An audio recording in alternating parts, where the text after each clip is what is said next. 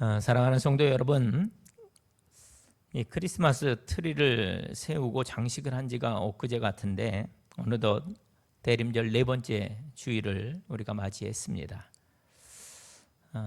또 2025년 한 해를 돌아보건대 정말 눈 깜짝할 사이에 이렇게 한 해가 지나간 것 같습니다. 늘 연말이 되면 늘 느끼는 것, 참 세월이 빠르구나 하는 것을 느낍니다. 우리가 대림절을 보내고 있는데 여러분, 대림절은 단순히 그냥 2000년 전 아기 예수님의 탄생을 기다리는 절기가 아니죠. 그것을 기념하는 동시에 다시 오실 재림의 주님을 소망하며 준비하는 그러한 경건의 기간이 대림절인 줄로 믿습니다. 그래서 대림절은 성탄절 전 네 번째 주일부터 이제 4주간 이어지죠. 그래서 오늘이 대림절 네 번째 주일. 우리는 이 기간 동안 첫 오심, 성육신과 다시 오실 주님, 즉 재림을 함께 기억을 하게 됩니다. 그래서 대림절은 단순히 그냥 성탄 행사를 준비하는 시기가 아니라 믿음을 점검하고 또 우리의 마음을 회복하는 영적 준비의 때가 대림절인 것입니다. 그래서 대림절은 이미 오신 주님과 또 다시 오실 주님, 그 사이에서 우리 성도들의 그 믿음의 태도를 바로 잡는 절기가 바로 대림절인 것입니다. 그래서 대림절은 늘 우리에게 질문합니다. 너는 무엇을 기다리고 있는가? 너는 어떤 마음으로 주님을 맞이할 준비를 하고 있는가? 여러분, 이 질문에 뭐라고 답하시겠습니까? 그럼 나는 뭘 기다리고 있지? 나는 어떤 마음으로 주님을 맞이할 준비를 하고 있지? 여러분, 그 의미를 기억하고 여러분, 나의 믿음의 모습을 다시 한번 점검하는 그런 시간이 될 수 있길 바랍니다. 성탄을 기다리는 이 대림절의 마지막 주일에 우리는 다시 한번 이 기쁨이라는 단어 앞에 서 있습니다. 기쁨. 여러분, 기쁨이라는 단어만 들어도 참 좋은 말 아닙니까? 그런데 동시에 또 이 기쁨이라는 단어가 좀 멀게만 느껴지기도 합니다. 여러분, 요즘 기쁘십니까? 기쁜 일이 많으셔요? 얼굴 표정들이 기쁨이 있는 분도 있고 근심이 있는 분도 계신 것 같아요. 근데 여러분, 기쁘십니까? 이렇게 질문할 때 선뜻 나는 참 기쁩니다, 이렇게 말하기가 점점 어려워지는 그런 시대를 우리가 살아가고 있습니다. 경제적인 부담, 경제적으로 넉넉하십니까? 정권이 바뀌면서 경제 지표는 이렇게 올라가고 있지만 실제 우리의 피부에 와닿는 것은 그렇게 피부로 이렇게 절감할 수 있는 그런 상황은 아직 아닌 것 같아요. 조금 더 지나야지만 우리의 피부에 와닿을 수 있을까? 그런 생각을 합니다. 그런 것들이 제가 이제 차에 기름을 넣다 보면은 실감을 합니다. 기름값이 많이 올라갔어요. 휘발유가 1,700원대, 싼 데는 1,600, 마지막 90원대 이렇게 하는데 한 1,300~400원만 해도 참 좋겠다. 그런 생각을 합니다. 그런 것들이 다 경제적인 부담이죠. 여러분, 물가도 점점 오르고 있잖아요. 그러니까 장보기가 무섭다, 그런 말들을 많이 합니다. 또 그것뿐입니까? 우리 몸의 연약함, 한 해 해가 거듭할수록 아픈 곳이 왜 이렇게 많은지요. 좀 건강하면 좋겠는데, 좀 아프지 않고 건강하게 잘 생활하면 좋겠는데 아픈 것들이 자꾸 생겨나요. 또 자녀의 문제도 있어요. 결혼시켜야 되고 그 결혼한 가정들이 잘 살아가고 있는가. 또 관계의 갈등도 있습니다. 좋은 관계를 맺으며 살아가면 좋은데 사람 사는 곳이 다 그렇잖아요. 그런 이해관계 또 서로 이해되지 못한 부분들 그런 것들 때문에 서로 힘들어하는 그런 관계적인 어려움도 있고요. 또 무엇보다 우리 앞에 미래가 보이지 않는 것 젊은 세대들은 그렇죠. 내가 이렇게 좀 살아가고 싶은데 이게 현실적으로 그게 참 어려워요. 내가 생각한 것대로 되어지지 않는 그런 현실이 참 원망스럽기도 하고 그렇습니다. 이런 여러 가지가 정말 우리가 기쁨을 누리기에 현실이 너무 이렇게 무겁게 느껴질 때가 많다라는 것입니다. 근데 여러분 오늘 말씀을 보면 누가복음 1장 전체의 말씀을 보면 우리의 현실과 마찬가지로 오늘 본문에 등장하는 마리아 역시 기뻐하기에 전혀 좋은 환경에 있지 않았다라는 것입니다. 여러분 한번 생각해 보세요. 마리아에게 주어진 이 말씀은요 정말로 충격적인 것이었어요. 보라, 내가 잉태하여 아들을 낳으리니 그 이름을 예수라 하라. 여러분 그때까지 마리아는 남자와 이런 관계, 경험이 전혀 없었습니다. 그렇다면 당연히 임신의 가능성은 전혀 없는 게 맞는 거예요. 남자를 알지 못하는데 어떻게 임신을 할 수 있겠어요? 역사상도 보면 죽은 사람이 다시 살아난 일은 있잖아요. 그렇죠? 그렇지만 관계가 전혀 없는 그런 처녀가 아이를 갖는 일은 단 한 번도 없었습니다. 상식적으로도 이성적으로도 또 경험적으로도 역사적으로도 도저히 납득할 수 없는 그런 말씀이었다라는 거죠. 그래서 마리아는 뭐라고 해요? 어찌 일이 있으리이까? 아니, 내가 남자를 알지 못하는데 무슨 애를 갖는다는 겁니까? 무슨 잉태를 한다는 겁니까? 이렇게 물을 수밖에 없는 거예요. 여러분 이에 대한 응답은 35절 말씀을 보면 누가복음 1장 35절 말씀을 보면 성령이 임하심과 하나님의 능력이 너를 덮으심에 의한 것이다. 이렇게 말씀합니다. 게다가 마리아를 통해서 태어날 그 아이가 지극히 높으신 이의 아들, 즉 하나님의 아들이라고 불릴 것이다. 이런 말씀도 주셔요. 그냥 하나같이 납득하기 어려운 말씀이 아닐 수 없다라는 거죠. 누가 이해할 수 있겠어요? 그런데 여러분 마리아는 그 말씀 앞에 이렇게 응답합니다. 주의 여종이오니 말씀대로 내게 이루어지이다. 주의 여종이오니 말씀대로 내게 이루어지이다. 여러분 이게 얼마나 놀라운 순종입니까? 여러분 이게 진짜 순종이고 진짜 믿음인 줄로 믿습니다. 납득이 가는 말씀에 순종하는 것은요, 여러분 그것은 순종이라기보다 동의예요. 동의. 맞습니다. 내가 납득할 수 있는 것에 순종하는 것은 동의인 것입니다. 납득할 수 없는 말씀에 순종하는 것, 이것이 진짜 순종인 것이죠. 여러분 그렇게 믿으십니까? 납득할 수 없지만 하나님의 말씀이기에 믿겠다는 것, 이게 진짜 믿음이고, 불가능하지만 하나님의 말씀이기에 따르겠다고 하는 것, 이게 진짜 순종인 줄로 믿습니다.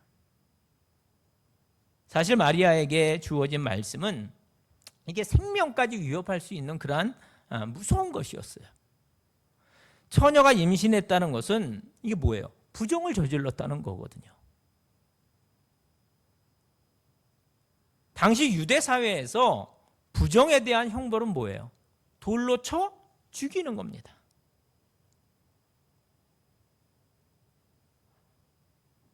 만약에 이 사실이 발각이 됐어요. 그런데 내가 성령으로 잉태됐다니까요. 여러분 돌로 치지 마세요. 저 성령으로 잉태됐습니다.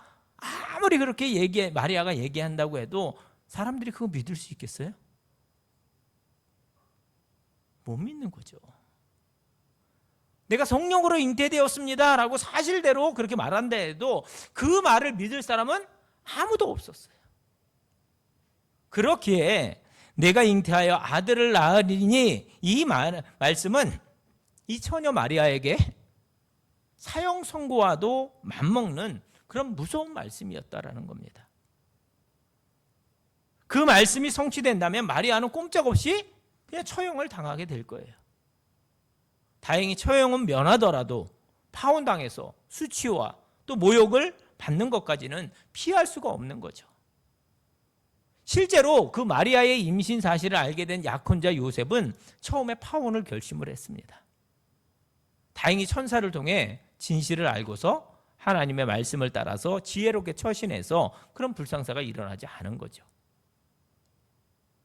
그러니까 여러 가지 정황을 볼 때 주의 여종이오니 말씀대로 내게 이루어지이다. 이 마리아의 말은 목숨을 내놓은 순종이었다라는 겁니다. 죽는다고 해도 나는 종이기에 나의 주인이신 하나님의 말씀에 순종하겠다는 그런 자세인 것이죠. 이것은요, 놀라운 믿음의 순종이었다라는 겁니다. 그녀가 아들을 낳을 것이라고 하나님이 말씀하셨기에 어떤 상황에서도 죽지는 않을 것이라는 그러한 믿음에서 비롯된 순종입니다. 믿음이 있을 때 목숨까지 내놓는 순종이 가능한 것입니다. 하나님의 말씀에 순종해야 한다는 것을 인정하지 않는 성도는 단 한 사람도 없을 것입니다. 다른 사람의 말이 아니라 하나님의 말씀에 순종해야 한다라는 것을 여러분 부정하는 분 계십니까? 한 사람도 없을 거예요. 근데 문제는 뭐냐? 그 취사 선택을 해서 순종한다는 것. 이게 문제인 거예요. 어느 정도 납득이 되고 또 손해가 덜 되는 말씀에는 쉽게 결단하고 순종하지만 그렇지 않은 그런 말씀에는 순종하기를 거부해요. 그러나 여러분, 납득이 되지 않는 말씀, 큰 희생을 감수해야 하는 말씀에 순종할 수 있는 것이 참된 순종인 것입니다. 마리아가 그랬던 거예요. 마리아처럼 참된 순종의 믿음으로 나아가는 우리 모두가 될 수 있기를 주님의 이름으로 축원을 드립니다. 마리아는 납득할 수 없는 말씀에 순종했고 목숨까지도 맡기는 순종을 했습니다. 한 걸음 더 나아가 찬양하고 노래하고 기뻐하는 모습을 볼 수가 있습니다. 오늘 설교의 제목은 기쁨을 낳는 사람입니다. 마리아는 단지 기뻐한 사람이 아니라 기쁨을 잉태했고 또 기쁨을 낳았고 그 기쁨으로 한 세대를 살린 그런 사람이었다라는 거죠. 오늘 이 말씀을 통해서 우리가 단순히 기쁨을 느끼는 사람을 넘어서 기쁨을 낳는 사람으로 살아갈 수 있는 길을 함께 발견하기를 간절히 소망합니다. 자, 그럼 첫 번째, 기쁨은 하나님이 나를 기억하신다라는 그 확신에서 시작이 되어집니다. 마리아는 48절에서 이렇게 고백을 합니다. 그의 여종의 비천함을 돌보셨음이라. 마리아는 자기 자신을 뭐라고 얘기해요? 여종, 비천한 자라고 그렇게 표현을 합니다. 이 말은 그냥 겸손한 수사가 아니라 당시 현실을 정확히 반영한 그런 표현입니다. 여러분, 마리아는요, 권력도 없어요. 학벌도 없습니다. 또 뭐 큰 소리 내는 그 목소리도 없어요. 그냥 갈릴리 변방 나사렛의 이름 없는 소녀였습니다. 그러나 하나님은 그 마리아를 그냥 지나치지 않으셨어요. 누가복음 1장 28절에서 천사는 이렇게 말합니다. 그에게 들어가 이르되 은혜를 받은 자여 평안할지어다. 주께서 너와 함께 하시도다 하니. 그리고 마리아는 48절에서 이렇게 고백하는 거예요. 그의 여종의 비천함을 돌보셨음이라. 여러분, 여기서 돌보셨다라고 하는 이 말은 헬라어로 에피블레포 그래요. 에피블레포. 이것은 그냥 잠깐 이렇게 지켜봤다, 멀리서 지켜봤다, 그런 의미가 아니라 깊이 주목하다, 마음에 품다, 세심하게 관찰하고 계속 지켜보았다, 그런 의미입니다. 뭐예요? 하나님께서 마리아를 깊이 주목하셨다, 그 말입니다. 여러분, 사람을 가장 슬프게 하는 것은 실패가 아니라 무시당한다고 느끼는 그런 순간입니다. 그렇지 않습니까? 내가 실패한 것은 그냥 내가 잘못해서 실패했지 뭐 이렇게 생각할 수 있어요. 근데 누군가로부터 무시당한다라고 느낄 때는요, 마음이 참 아픕니다. 나는 아무도 나에게 신경 쓰지 않는 그런 존재인가? 내 인생 정말 의미가 없는 그런 인생인가? 이런 생각이 들면서 참 비참해집니다. 그러나 오늘 하나님은 분명히 말씀하셔요. 뭐라고? 나는 너를 보고 있다. 나는 너를 알고 있다. 나는 너의 삶을 기억하고 있다. 라고 하나님께서 말씀하십니다. 여러분, 이 지점에서 기쁨이 시작되는 거예요. 기쁨은 내 상황이 달라질 때 시작되는 것이 아니라 하나님의 시선이 나를 덮고 있다는 그 사실을 깨달을 때 시작되어지는 것입니다. 여러분, 그 하나님의 시선을 느낄 수 있는 우리 모두가 될 수 있길 바랍니다. 하나님이 나를 바라보고 계심을 여러분 늘 삶 가운데 경험하는 우리 모두가 될 수 있길 바랍니다. 그리고 이 확신을 가진 사람은요, 다른 사람을 볼 수 있게 돼요.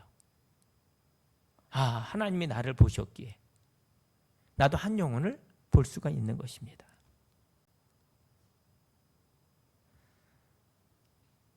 우리 2026년 표에 그럼 건강한 교회 행복한 성도에 대한 그 실천사항 중에 아버지의 눈으로 세상을 보고 아버지의 마음으로 영혼을 느끼게 하옵소서입니다.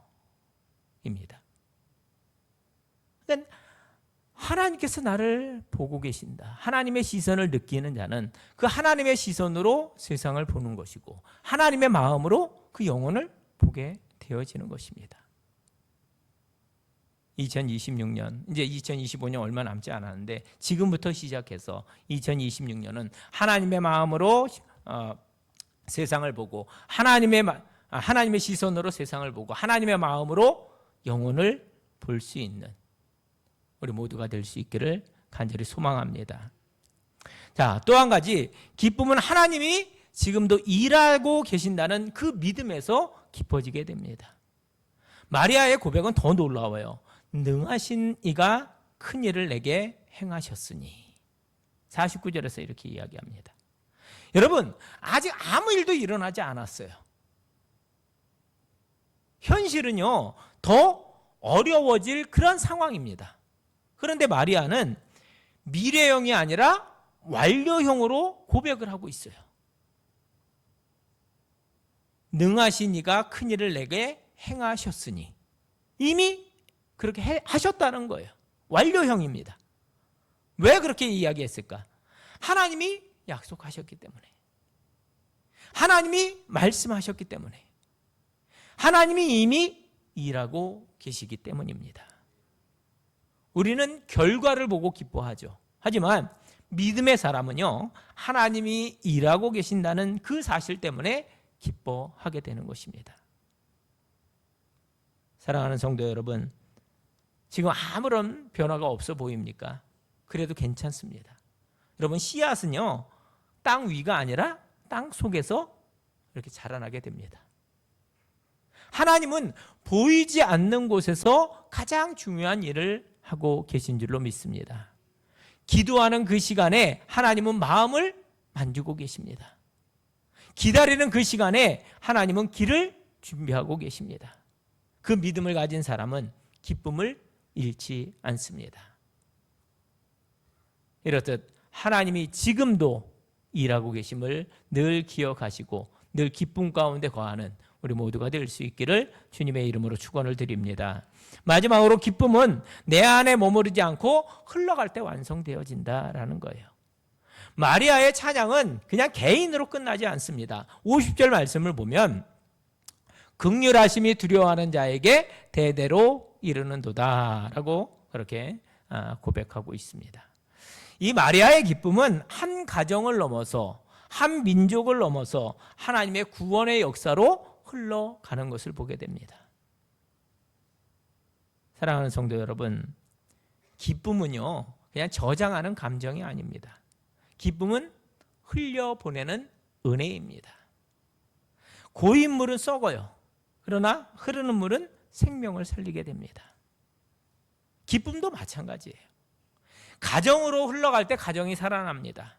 교회로 흘러갈 때 공동체가 살아나게 됩니다. 이웃에게 흘러갈 때 영혼이 살아나게 되어집니다. 마리아 한 사람의 기쁨은 기쁨이 온 세대를 살린 것처럼 오늘 우리의 기쁨도 누군가의 인생을 살릴 수가 있는 것입니다. 오늘 우리는 대림절 마지막 주일을 지키고 있습니다.